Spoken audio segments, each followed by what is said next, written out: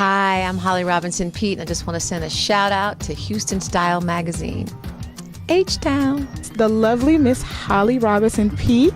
Thank you for speaking with us today. It's my pleasure to be here. And you look absolutely gorgeous, by the way. Now, you are the keynote speaker for this event. Tell me a little bit why this event matters so much to you. Well, it's always important to get out and stand in your truth and talk about your purpose.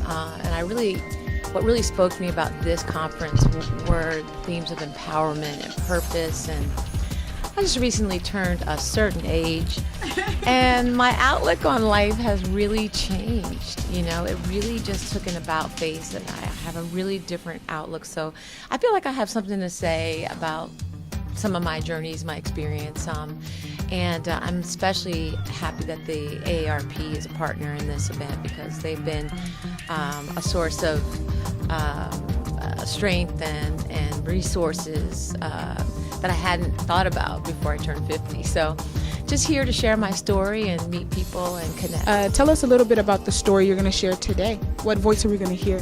Well, I usually don't plan it until I get in the room.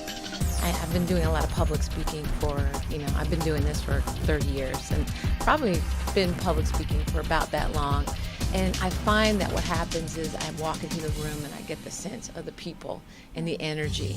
I mean, I definitely want to talk about purpose and and trying to find your purpose and live in your purpose. But I really don't know where I'm going to go until I walk in the room and feel the energy. But my purpose is something that I'm not 100% sure of still at this age. But I do know where I feel the most comfortable and where I feel I can shine. And certainly in philanthropy, and especially being a child advocate. I mean, you always wonder why God puts you in places and throws heavy situations in your life. And I remember when I first got the diagnosis for my son with autism, I met a lady who told me in a waiting room, like one of those therapy waiting rooms, and she said, "Oh, listen, one day you're going to see this is God's blessing." And at that time I was like, this is not God's blessing. You'll see why this happened to you. And, at that time when he was just 3 years old, it was nothing I could hear or see. But since then, I've had the chance to touch so many lives, and I see exactly what she means. So I think I'll probably talk a little bit about that. We'll see. Right. What particular subject appeals to you most when it comes to the issues that women face today? All of them. I mean, from my position being a woman who is now over 50 and thinking about the fact that we still don't have equal pay. I mean, it just doesn't even. So many things going on in this country right now feel like they're regressing. It doesn't make any sense, right? So there's that.